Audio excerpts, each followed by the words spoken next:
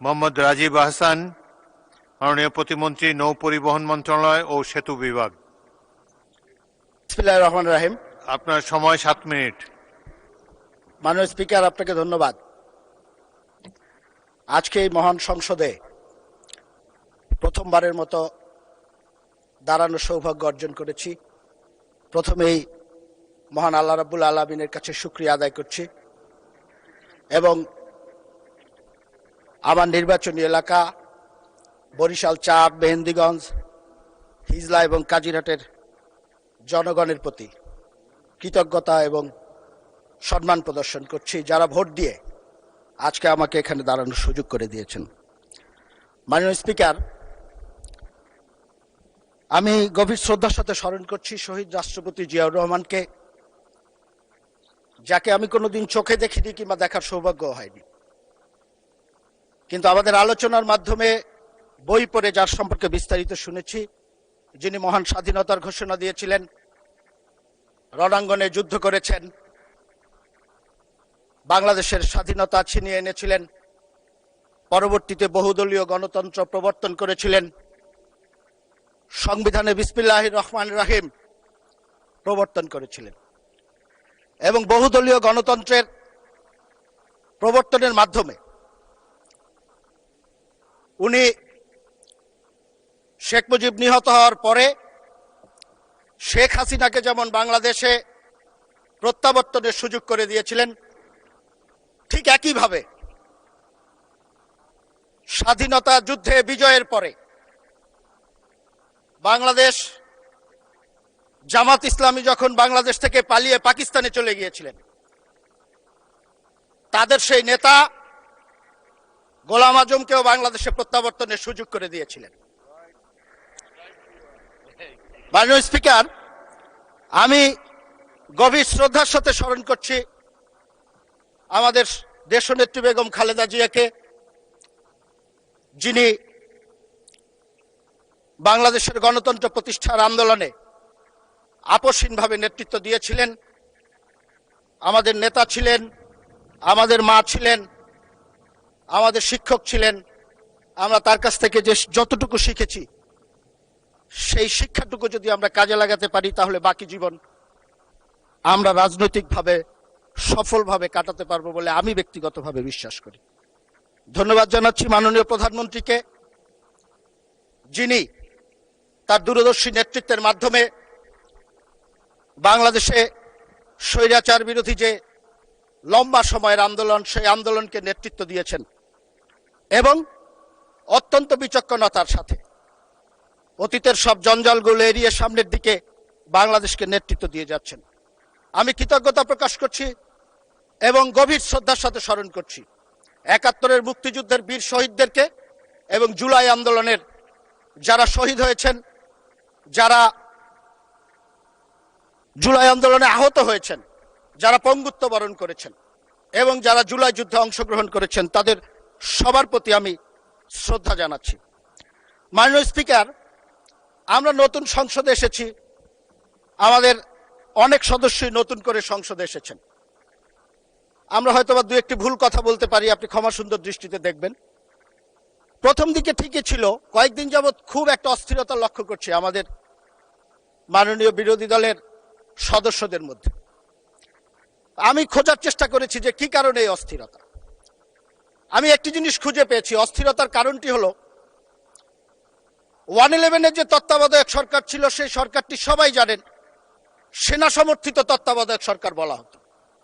আর গত 18 মাস যে সরকারটি ছিল, সেই সরকারটিকে কিন্তু এই যে আমাদের আজকের যারা বিরোধী দলীয় নেতৃবৃন্দ আছে, সেই জামাত ইসলাম এবং এনসিপি সমর্থিত সরকার হিসাবে সবাই সেই সরকারটিকে অভিহিত করেছে। আজকে মাননীয় স্পিকার, আমি আপনার প্রোটেকশন চাচ্ছি। আজকে কথা বলতে দিতে হবে। মাননীয় স্পিকার, কথা বলতে দিতে হবে। মাননীয় সদস্যবৃন্দ, মাননীয় speaker, order in the house. কথাটি বললাম এই কারণে যে গত যে 18 মাস, মাননীয় স্পিকার, গত 18 মাস যে আরামে ছিলেন, সেই আরাম এখন আর হচ্ছে না। এই কারণে আমাদের অনেক সমস্যা হয়ে যাচ্ছে মাননীয় স্পিকার। কারণ আমি প্রমাণ দিয়ে দেখাতে পারবো বৈষম্য বিরোধী ছাত্র আন্দোলনের একজন নেতা, তার বক্তব্য আছে, সে একজনের সাথে গল্প করছে, বলছে যেইভাবে আমরা কাটিয়েছি, মঞ্চে আছে প্রধান উপদেষ্টার বাসায় ঢুকে গিয়েছি, মঞ্চে আছে তার বেডরুমে ঢুকে গিয়েছি, মঞ্চে আছে সচিবের রুমে ঢুকে গিয়েছি। এখন তো আর সেই সুবিধা পাওয়া যাচ্ছে না মাননীয় স্পিকার। সমস্যাটা মাননীয় স্পিকার এই জন্যই। আমি একটি কথা বলতে চাই আরেকটি বিষয়ে। জুলাই আন্দোলন নিয়ে কথা হয়েছে, এখানে আমি অন্তত পক্ষে 3 জন সংসদ সদস্য বক্তব্য দিয়েছেন, রেকর্ড আছে আপনার কাছে। একজন বলেছে 844 জন শহীদ হয়েছেন, একজন বলেছে 1000-এর উপরে শহীদ হয়েছেন, একজন বলেছেন 1400 শহীদ হয়েছে। মাননীয় স্পিকার, আমি যতটুকু পড়াশোনা করে দেখেছি, স্বাস্থ্য মন্ত্রণালয় বিভিন্ন হসপিটালের সূত্রে পাওয়া তথ্যের ভিত্তিতে প্রথমে বলেছিল 1400 অধিক শহীদ হয়েছে, এবং এটা জাতিসংঘের সংস্থা বলার চেষ্টা করেছেন। পরবর্তীতে মুক্তিযোদ্ধা মন্ত্রণালয় একটি গেজেট প্রকাশ করেছেন, সেই গেজেটটিতে অতীতের গেজেট বাতিল করে 844 জনের একটি চূড়ান্ত তালিকা প্রকাশ করেছে। এখন সমস্যাটার জায়গা কোন জায়গাটায়? আমি একটি কথা আপনাদেরকে বলতে চাই, একটি উদ্ধৃতি দিয়েই বলতে চাই। আমার মাননীয় বিরোধী দলের নেতা, আমি ওনাকে খুবই পছন্দ করি, খুব সুন্দর কথা বলেন, আদবের সাথে কথা বলেন, ওনার অঙ্গভঙ্গি, ভাষা ব্যবহারের যে বিষয়টি সেটি অনুকরণ করার মতো। আমার সাথে যতদিন দেখা হয়েছে লবিতে, আমি ওনাকে সালাম দিয়েছেন, আমাকে হয়তো উনি ব্যক্তিগতভাবে চেনেন না, আমি ওনাকে খুবই পছন্দ করি। কিন্তু গত 14 এপ্রিল 2026 তারিখে একটি অনুষ্ঠানে উনি বলেছেন, আমি তাকে দোষারোপ করছি না, আমি যা জানার জন্য মাননীয় স্পিকার আপনার মাধ্যমে। মাননীয় সদস্য, আপনাকে আরো 2 মিনিট দেওয়া হলো, 2 মিনিটের মধ্যে সাম আপ করেন। মাননীয় স্পিকার, আর একটু বাড়িয়ে দেওয়া হোক। সময় তো দেয় আপনাদের হুইপরা, বাড়ানো কমানো সব মাননীয় তাদের স্পিকার, হাতে। উনি বলেছেন প্রোগ্রামটিতে, আমি পত্রিকার রিপোর্ট দেখে বলছি, আমি দেখাতে পারবো, 14 এপ্রিল 2026 1400 শহীদের মধ্যে 1200 শহীদের বাসায় যাওয়ার সৌভাগ্য আমার হয়েছে। এখন মাননীয় স্পিকার, সরকারি গেজেট 844 জনের, উনি 1400-র মধ্যে 1200-র বাসায় কিভাবে গেল, এটা তো আমি বুঝতে পারতেছি। এখন আমরা সংখ্যাটা জানতে চাই।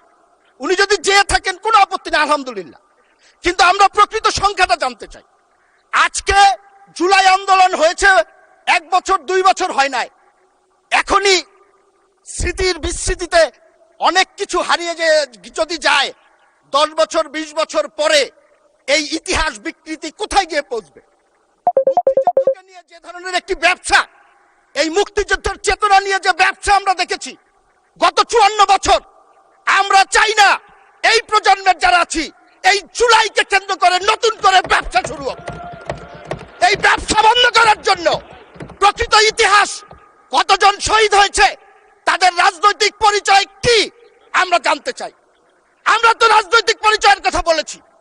এবং উনি আরেকটি কথা বলেছেন, আমার মাননীয় বিরোধী দলীয় নেতা, শহীদরা সবাই শিক্ষিত ছাত্র বা রাজনীতিবিদ নয়, তারা খেটে খাওয়া মানুষ, সাধারণ মানুষ। ভালো কথা, কিন্তু এই শহীদদের একটি বড় অংশ আমরা সবার অবদানকে স্বীকার করি, কিন্তু এই শহীদদের বড় অংশ তো রাজনীতিবিদদের আহ্বানে এখানে শরিক হয়েছেন। এই নেতৃত্বের অধীনে এই সংগ্রামে যারা শরিক হয়েছেন, তাদের অস্তিত্বকে যদি আপনারা অস্বীকার করেন। মাননীয় প্রতিমন্ত্রী 2 মিনিটে শেষ করেন এবার, ফাইনালি ক্লোজ। থ্যাংক ইউ মাননীয় স্পিকার। তাদের অস্তিত্বকে যদি আমরা অস্বীকার করি, তাহলে শহীদদের উপরে এবং যারা আহত হয়েছেন তাদের উপরে আমার মনে হয় একটু অবিচার হয়ে যাবে। সর্বশেষ 2 মিনিটে একটি কথা বলবো মাননীয় স্পিকার, সেটি হলো বাক স্বাধীনতা কিংবা মত প্রকাশের স্বাধীনতা সবার আছে। এটার জন্যই তো আমরা লড়াই করেছিলাম, জীবন দিয়েছিলাম। সৌভাগ্যক্রমে গত 17 বছর প্রত্যেকটি লড়াইয়ের অগ্র সৈনিক হিসাবে আমরা কিন্তু ছিলাম মাননীয় স্পিকার। আজকে বিরোধী দলের টেবিলে যারা বসে আছেন, এখানে সাধারণ সম্পাদক সাহেব নেই, অনেকের সাথেই এক বিছানায় ঘুমানোর সৌভাগ্য হয়েছে জেলখানায়। তো সেই জন্য বলতে চাই, আমরা বাক স্বাধীনতা বিশ্বাস করি। আপনি সরকারের সমালোচনা করবেন, সরকার ভুল করলে বলবেন, সমালোচনা করবেন, কার্টুন করবেন, কিন্তু আমার নেত্রী মারা গেছেন, তাকে উদ্দেশ্য করে যদি আপনাদের কর্মীরা কোনো অশালীন বক্তব্য দেয়, আবার প্রধানমন্ত্রী আছেন, তার অবশ্যই সমালোচনা করা যাবে, সেটি নিয়মের মধ্যে করেন। ব্যক্তিগতভাবে, পারিবারিকভাবে আমাদের পরিবারের সদস্যদের বিরুদ্ধে যদি এইভাবে কুচ্চারটনা করা হয়, সেটি কিন্তু আমাদের জন্য দুঃখজনক। এবং একটি কথা বলবো, সেটি হলো যারা এই কুচ্চারটনা করেছে, আপনারা এখানে অনেক সুন্দর সুন্দর কথা বলবেন, আমরাও শুনতে চাই, আমরাও কাজ করতে চাই আপনাদের সাথে, কিন্তু যারা কুচ্চারটনা করেছেন আমরা তো দেখলাম আপনারা তাদেরকে পুরস্কৃত করেছেন। আপনারা পুরস্কৃত করেছেন যিনি কুচ্চারটনা করেছেন, অশ্লীল মন্তব্য করেছেন, তার পরিবারের সদস্যকে আপনারা সংসদ সদস্য করেছেন। কি প্রমাণ করতে চান আপনারা? কি দেখাতে চান আপনারা? আমরা এখনো বলবো, একসাথে কাজ করতে চাই, আপনাদের সাথে কাজ করতে চাই। যে স্বপ্ন নিয়ে 24 জুলাই অভ্যুত্থান হয়েছে, সেই অভ্যুত্থানের চেতনাকে বুকে ধারণ করে আপনাদের সাথে সরকারি দল এবং বিরোধী দল একসাথে কাজ করতে চাই। ধন্যবাদ মাননীয় প্রতিমন্ত্রী।